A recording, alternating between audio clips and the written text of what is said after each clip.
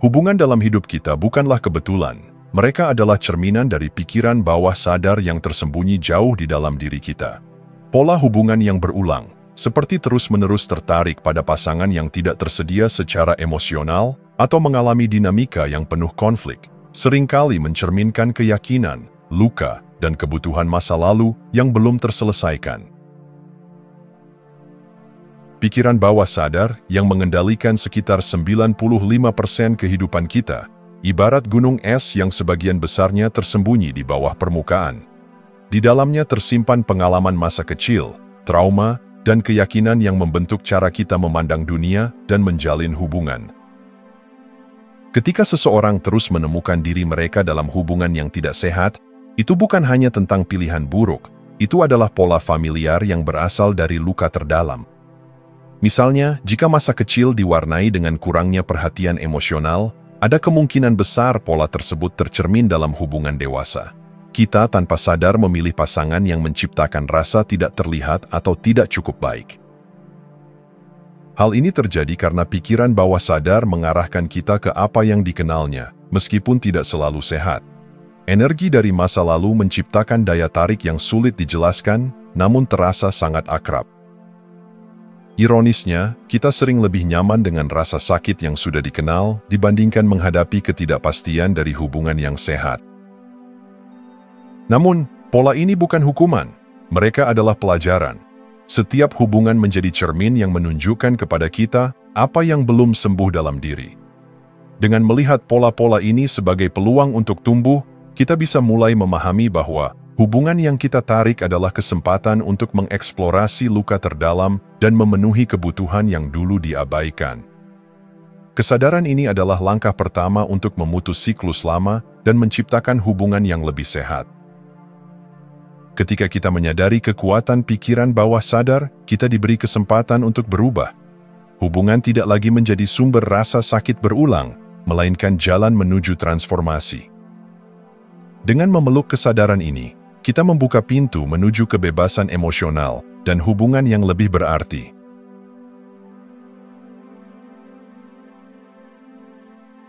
Kita sering mendapati diri tertarik pada pola hubungan yang seolah sudah ditakdirkan. Hubungan yang terasa begitu akrab, meskipun terkadang menyakitkan. Apa yang kita anggap normal dalam hubungan seringkali berakar dari energi yang kita serap selama masa kecil. Jika pengalaman masa lalu diwarnai oleh ketidakpastian, kontrol berlebihan, atau cinta bersyarat, kita cenderung mencari pola serupa tanpa sadar, meskipun hasilnya jauh dari memuaskan. Familiaritas adalah pedang bermata dua. Di satu sisi, ia memberikan rasa aman karena pola tersebut telah kita kenali sejak kecil. Di sisi lain, familiaritas dapat membuat kita terjebak dalam lingkaran hubungan yang tidak sehat. Contohnya, seseorang yang tumbuh dalam lingkungan penuh kontrol mungkin mengembangkan keyakinan bahwa cinta harus diperjuangkan dengan keras. Ketika dewasa, mereka cenderung tertarik pada hubungan yang membuat mereka merasa harus berjuang untuk kebebasan, bukan karena mereka menginginkannya, tetapi karena itulah yang terasa akrab. Fenomena ini menjelaskan mengapa kita sering salah menilai ketertarikan awal dalam hubungan. Rasa akrab yang kita rasakan terhadap seseorang bukanlah tanda bahwa mereka adalah pasangan ideal, melainkan panggilan dari pikiran bawah sadar kita untuk menghadapi luka lama yang belum sembuh. Familiaritas ini menipu kita, membungkus luka lama dengan kemasan hubungan baru. Namun, kesadaran adalah kunci untuk melampaui perangkap ini. Ketika kita menyadari bahwa ketertarikan pada pola lama hanyalah cerminan dari luka masa kecil, kita bisa mulai memutus siklus tersebut. Familiaritas tidak lagi harus menjadi penjaga pintu masa depan kita. Dengan mengenali pola ini, kita dapat membangun hubungan berdasarkan kesadaran, bukan luka. Melepaskan energi masa lalu berarti menciptakan ruang untuk pengalaman baru yang lebih sehat. Alih-alih mencari rasa aman dari luka lama, kita belajar merasa aman dalam cinta yang sejati, cinta yang tidak berasal dari familiaritas, tetapi dari saling menghormati dan kesetaraan. Familiaritas mungkin nyaman, tetapi hubungan yang sehat menawarkan pertumbuhan, kebebasan, dan kedamaian sejati.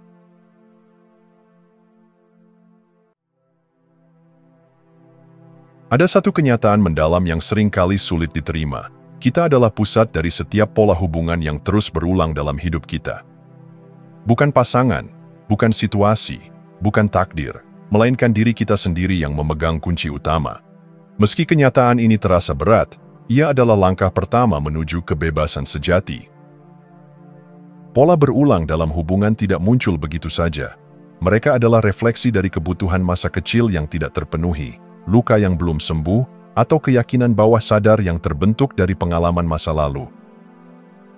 Jika kita mendapati diri terus merasa tidak dihargai, dikhianati, atau diabaikan dalam hubungan, ini adalah undangan untuk melihat lebih dalam. Emosi apa yang sering muncul dalam dinamika ini? Apa yang berusaha disampaikan oleh pola tersebut? Pikiran bawah sadar bekerja seperti seorang arsitek yang tidak terlihat, membangun pola hubungan berdasarkan cetak biru yang telah dikenalnya. Jika kita memiliki kebutuhan emosional yang tidak terpenuhi di masa kecil, seperti rasa aman, cinta tanpa syarat, atau pengakuan, kita seringkali mencoba memenuhinya melalui hubungan dewasa. Namun, upaya ini biasanya berakhir dengan kekecewaan, karena kita mencari di luar diri kita apa yang seharusnya datang dari dalam. Menerima peran sebagai pusat pola berulang bukan berarti menyalahkan diri sendiri, melainkan mengenali bahwa kita memiliki kekuatan untuk memutus siklus tersebut. Ini adalah momen untuk bertanya pada diri sendiri dengan jujur. Kebutuhan apa yang saya harapkan dipenuhi oleh hubungan ini? Luka, apa yang belum saya sembuhkan? Jawaban atas pertanyaan-pertanyaan ini membuka jalan menuju pemahaman yang lebih dalam dan transformasi. Ketika kita mulai mengidentifikasi hubungan antara kebutuhan masa kecil dan pola dewasa, kita diberi kesempatan untuk mengisi kekosongan itu sendiri.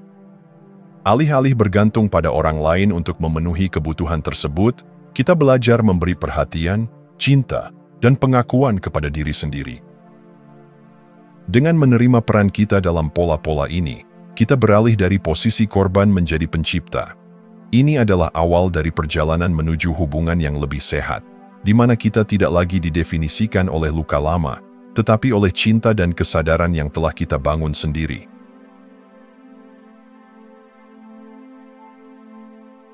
Pengabaian diri seringkali terjadi tanpa kita sadari.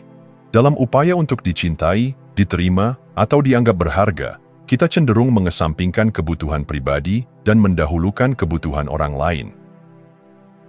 Pola ini terlihat mulia di permukaan, tetapi di baliknya tersimpan cerita tentang keyakinan bahwa kita harus memberi lebih atau membuktikan diri agar layak mendapatkan cinta. Ini bukan sekadar tindakan tanpa pamrih, ini adalah pengabaian terhadap diri sendiri. Cobalah refleksi sejenak. Apakah Anda pernah terlalu banyak memberi dalam hubungan, bahkan ketika itu melelahkan secara emosional? Apakah Anda terus-menerus mencari validasi dari pasangan, keluarga, atau teman, hanya untuk merasa berharga? Ini adalah contoh pola pengabaian diri yang seringkali berakar pada pengalaman masa kecil. Jika di masa lalu kita merasa bahwa cinta harus diperjuangkan atau diperoleh melalui pengorbanan, kita cenderung membawa pola ini ke hubungan dewasa.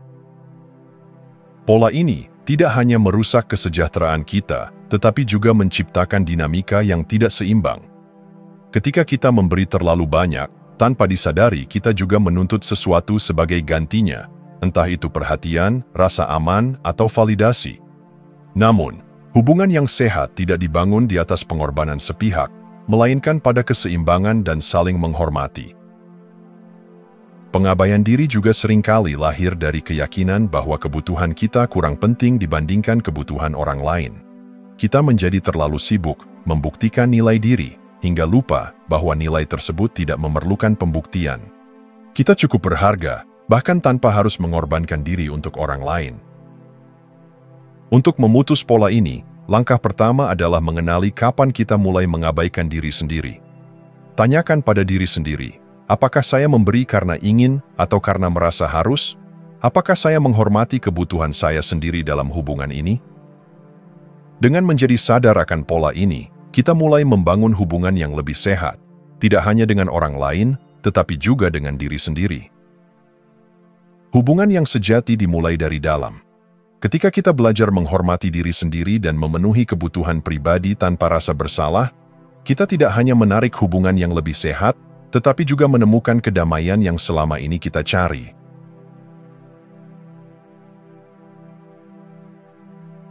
Setiap hubungan adalah pertukaran energi.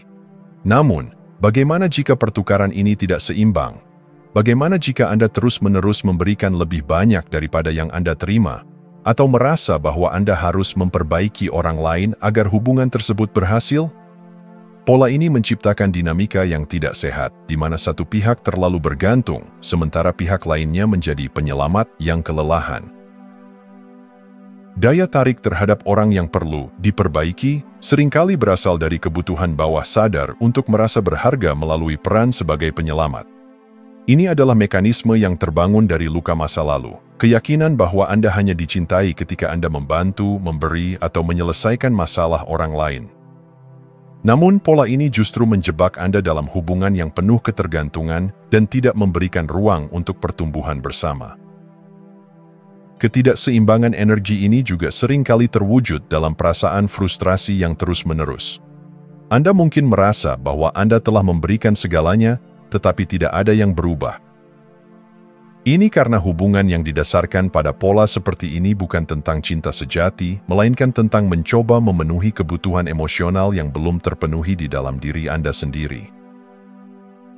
Menyadari dinamika ini adalah langkah awal untuk memutus siklus tersebut. Tanyakan pada diri sendiri, apa yang saya cari dalam hubungan ini? Apakah saya mencoba mencari validasi atau rasa aman melalui upaya memperbaiki orang lain? Apakah saya merasa bahwa nilai diri saya tergantung pada seberapa banyak yang saya berikan? Hubungan yang sehat tidak membutuhkan penyelamat, tetapi mitra yang setara. Mereka adalah tempat di mana energi mengalir dengan bebas dan saling menghormati, tanpa ada tekanan untuk menjadi sesuatu yang bukan diri Anda. Dengan mulai melepaskan peran penyelamat, Anda memberi diri Anda ruang untuk tumbuh. Anda belajar bahwa nilai diri Anda tidak bergantung pada apa yang Anda berikan kepada orang lain, tetapi pada siapa Anda sebenarnya. Ketika energi dalam hubungan menjadi seimbang, cinta sejati bisa berkembang, bukan dari kebutuhan untuk diperbaiki, tetapi dari keinginan untuk saling mendukung dan bertumbuh bersama.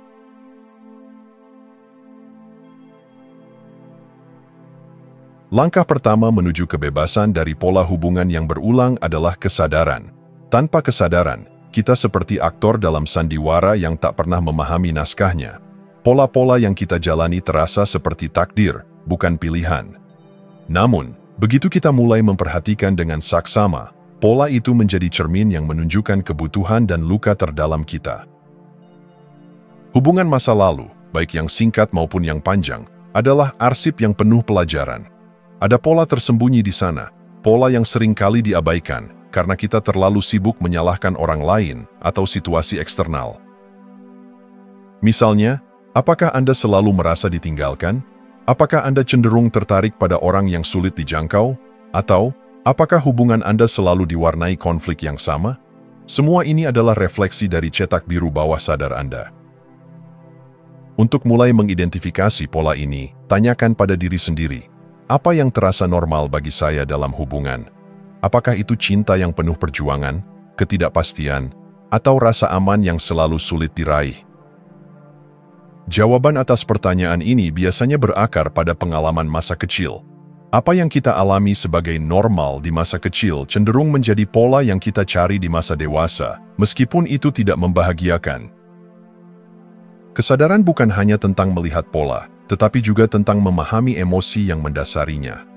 Pola-pola ini seringkali merupakan mekanisme bertahan hidup yang kita kembangkan untuk melindungi diri.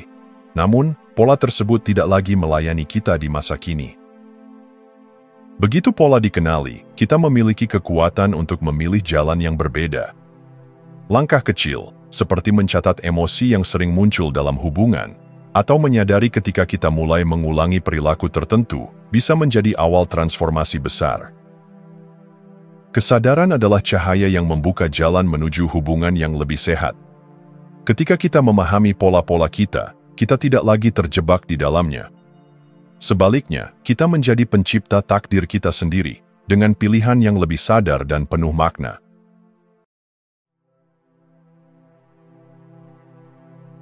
Di dalam diri kita, tersembunyi sosok kecil yang masih hidup, inner child yang membawa cerita masa lalu. Sosok ini adalah bagian dari kita yang pernah merasa terluka, tidak terlihat, atau tidak cukup baik. Inner child menyimpan semua kenangan, baik yang indah maupun yang menyakitkan, yang membentuk cara kita memandang dunia dan hubungan di dalamnya. Ketika luka ini tidak disembuhkan, mereka menjadi akar dari pola-pola destruktif yang kita alami sebagai orang dewasa. Memberi kebutuhan pada inner child bukan hanya tentang menyembuhkan luka lama, tetapi juga tentang memulihkan hubungan kita dengan diri sendiri. Luka inner child sering muncul dalam bentuk perasaan tidak aman, kebutuhan akan validasi, atau ketakutan akan penolakan. Kita mungkin tidak sadar, tetapi setiap kali kita merasa marah, cemas, atau terlalu bergantung dalam hubungan, inner child kita sedang berbicara. Langkah pertama adalah mengenali dan mengakui keberadaan inner child. Tanyakan pada diri sendiri, apa yang saya butuhkan ketika kecil tetapi tidak saya dapatkan? Mungkin itu perhatian, rasa aman, atau pengakuan. Ingatlah bahwa Anda sekarang adalah orang dewasa yang memiliki kekuatan untuk memberikan apa yang pernah hilang. Proses ini bisa dilakukan melalui refleksi atau meditasi. Bayangkan diri Anda di masa kecil, berdiri di hadapan Anda, penuh harapan dan rasa takut.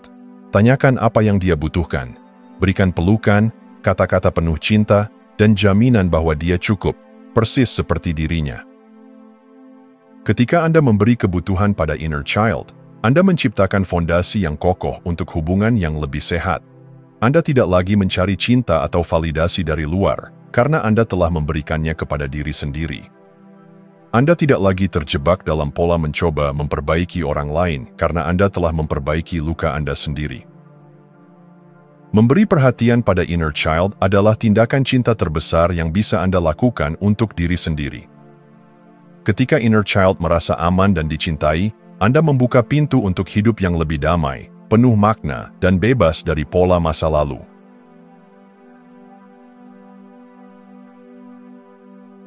Apa itu hubungan yang sehat? Bagi banyak orang, jawabannya mungkin kabur, terutama jika mereka tumbuh dalam lingkungan yang tidak seimbang. Hubungan sehat bukanlah soal sempurna, melainkan tentang saling menghormati, berbagi energi secara seimbang, dan memberikan ruang untuk tumbuh bersama. Namun, bagi mereka yang terbiasa dengan pola-pola disfungsi, hubungan yang sehat bisa terasa asing, bahkan tidak nyaman. Menormalisasi hubungan yang sehat dimulai dengan mendefinisikan ulang apa yang Anda anggap sebagai normal. Jika Anda pernah menganggap cinta harus penuh perjuangan, pengorbanan, atau drama, maka Anda perlu menyadari bahwa cinta sejati tidak bekerja seperti itu. Cinta sejati adalah tempat yang aman, di mana Anda merasa diterima tanpa harus membuktikan nilai diri Anda. Hubungan yang sehat tidak hanya tentang saling memberi, tetapi juga tentang saling menerima. Ini adalah hubungan di mana komunikasi terbuka, rasa hormat adalah pondasi, dan kebutuhan kedua belah pihak diakui. Namun, ini tidak dapat terjadi jika Anda belum belajar untuk menghormati dan memenuhi kebutuhan diri sendiri terlebih dahulu. Langkah pertama adalah berhenti mencari validasi dari luar dan mulai memberikan validasi kepada diri sendiri. Seringkali, kita terbiasa memberikan segalanya untuk orang lain, berharap mendapatkan pengakuan atau cinta. Tapi, hubungan yang sehat dimulai dari dalam diri, dari kemampuan untuk mengatakan tidak tanpa rasa bersalah, menjaga batasan yang sehat, dan mengenali bahwa kebutuhan Anda penting. Menormalisasi hubungan yang sehat juga berarti menghilangkan rasa takut akan kedamaian. Bagi banyak orang, ketenangan dalam hubungan terasa aneh karena mereka terbiasa dengan kekacauan. Namun, kedamaian bukan berarti kebosanan. Itu adalah ruang di mana hubungan dapat berkembang secara alami, tanpa tekanan atau manipulasi. Ketika Anda mulai menjalani hubungan yang sehat, Anda mungkin merasa tidak nyaman pada awalnya. Namun, ini adalah pertanda bahwa Anda sedang melangkah keluar dari pola lama menuju sesuatu yang lebih baik. Hubungan yang sehat adalah hadiah, baik untuk Anda maupun pasangan Anda, tempat di mana cinta sejati dapat berakar dan bertumbuh.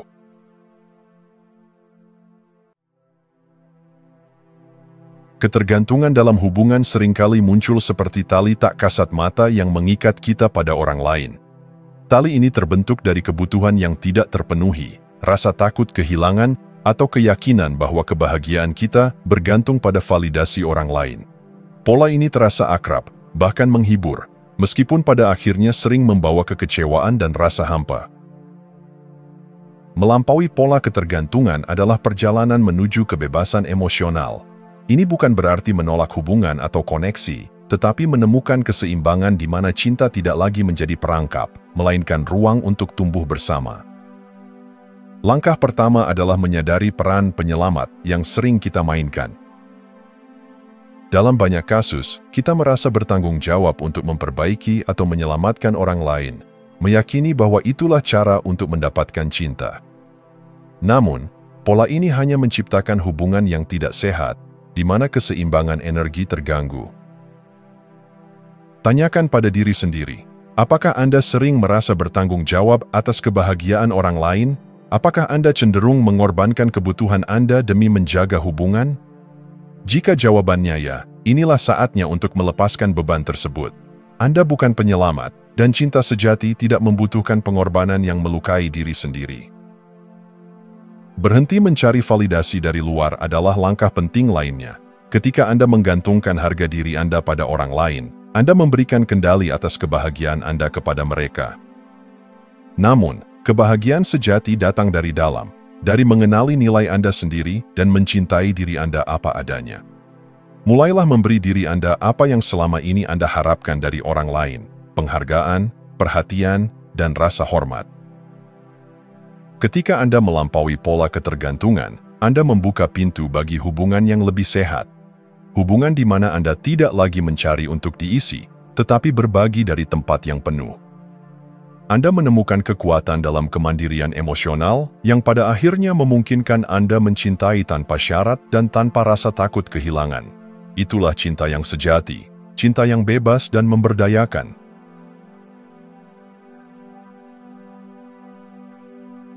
Setiap orang membawa energi yang unik, sebuah getaran yang memancarkan siapa mereka sebenarnya. Energi ini tidak bisa dilihat, tetapi terasa. Itu adalah bahasa yang berbisik di balik kata-kata, tindakan, dan kehadiran kita. Dan inilah kebenarannya. Energi Anda adalah magnet. Ia menarik orang, situasi, dan pengalaman yang selaras dengan apa yang Anda pancarkan. Ketika pola hubungan yang tidak sehat terus berulang, itu bukan karena Anda tidak layak mendapatkan yang lebih baik, melainkan karena energi Anda sedang memanggil apa yang terasa akrab, bahkan jika itu menyakitkan. Keyakinan bawah sadar, luka masa lalu, dan persepsi diri membentuk energi ini.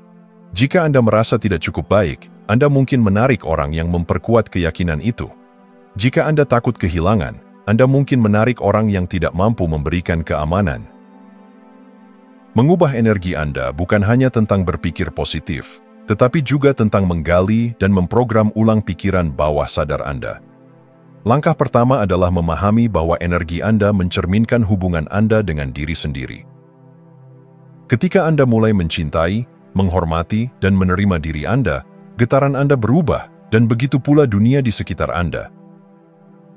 Penting untuk menyadari bahwa daya tarik energi tidak hanya terjadi pada tingkat emosional, tetapi juga spiritual. Ketika Anda bekerja pada penyembuhan luka batin dan keyakinan negatif, Anda tidak hanya mengubah cara orang lain memperlakukan Anda, tetapi juga membuka diri untuk pengalaman yang lebih tinggi. Hubungan yang sehat, peluang yang bermakna, dan kebahagiaan yang lebih besar menjadi lebih mudah diakses. Meditasi, afirmasi, dan visualisasi adalah alat yang kuat untuk meningkatkan energi Anda. Namun, yang paling penting adalah konsistensi. Setiap tindakan kecil untuk mencintai diri sendiri, menjaga batasan, dan memilih kebahagiaan adalah langkah untuk meningkatkan daya tarik energi Anda. Ketika energi Anda memancarkan rasa percaya diri, kedamaian, dan cinta, Anda tidak hanya menarik orang yang selaras dengan nilai itu, tetapi juga menciptakan kehidupan yang lebih harmonis dan penuh makna. Dunia akan mencerminkan apa yang Anda bawa di dalam diri. Jadilah sumber cahaya yang Anda cari. Jika Anda masih menonton, saya ingin mengucapkan terima kasih. Jika video ini bermanfaat dan menambah wawasan, Silahkan membagikan video ini dengan orang lain. Pertimbangkan juga untuk subscribe di channel ini, karena dukungan Anda akan sangat membantu dan berharga. Jangan ragu untuk berbagi pengalaman atau pemikiran Anda di kolom komentar. Semoga hari-hari Anda selalu dipenuhi dengan kelimpahan dan kebahagiaan.